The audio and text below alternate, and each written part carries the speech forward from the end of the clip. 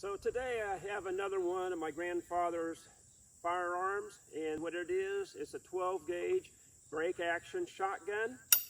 So let's go take a look at it, and I'll shoot a couple of shells through it and let you see what it looks like.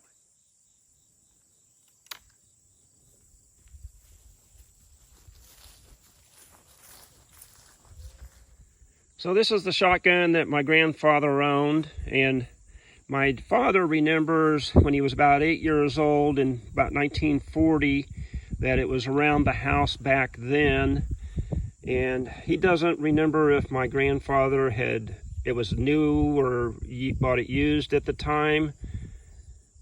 So here it is.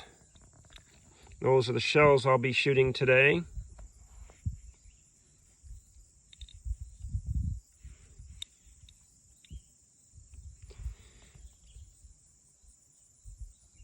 And here on the side it says Texas Ranger. Up here on the barrel it says barrel and lug forged in one piece. It's a 36-inch barrel. And the Texas Ranger is a trade name that was used by Montgomery Ward on the shotguns made by J. Stevenson Arms and Tool at the time, from the 1900 to the 1915, 1916 time frame. And during that time, Stevens produced about 26 single-barreled shotgun models. Then later, Stevens was bought out by Savage in the 1920s. And they say that there's several different types of steel that could be used in these, and they suggest using the light field loads for these. So that's what I have. And I seen in my Googling and trying to figure out what this was and who it was made by, some of them though, down here where it says the Texas Ranger, up above that, it did say Montgomery Ward. So let me flip this over and let you look at the other side real quick. There's not much to it. As I said, it's a break action.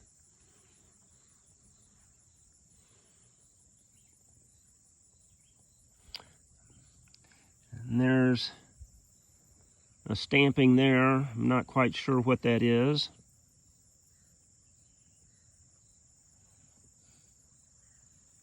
And it has been around for a while and been used quite a bit. So I'm going to go down here and set the target up, and then I'll shoot a couple of shells through it and let you see what that looks like. Okay, we're going to load this up. We'll take a shot and we'll see what it looks like.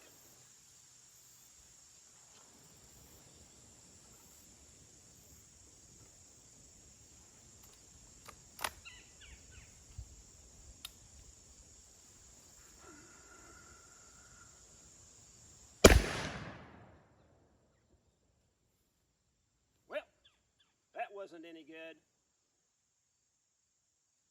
I would say there's where all the wadding went through, and then here's where all the pellets hit. I guess I'll take this back inside, see if I can't get this reattached, find out what happened, and I'll go from there. Back on, it just comes apart. For the teardown, it's old, loose, so we'll try it again, see what happens.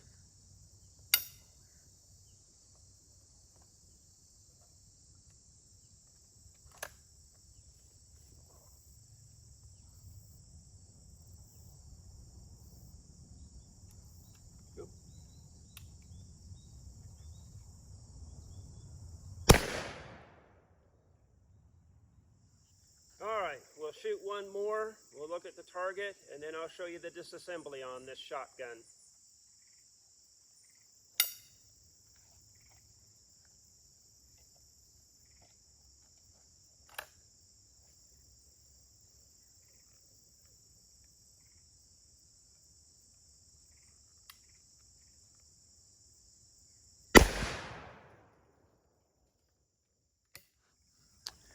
Well, as you can see, the wadding went in several different places.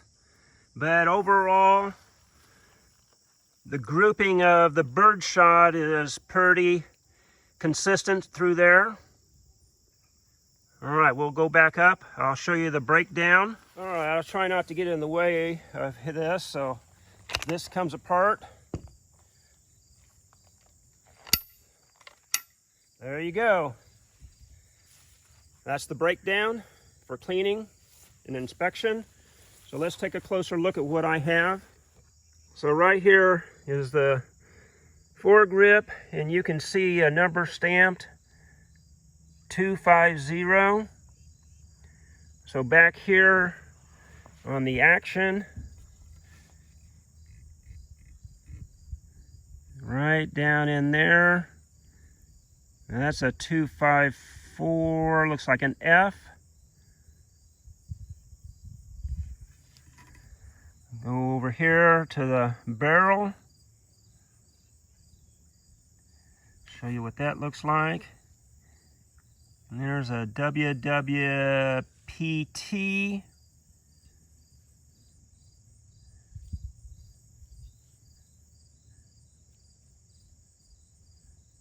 Let me turn this around for you.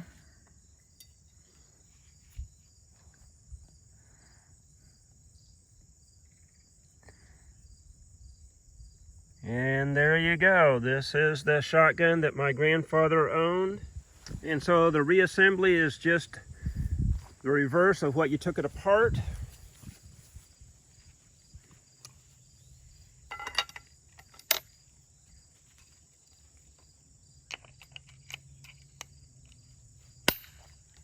And there you are, it's back together, ready to go.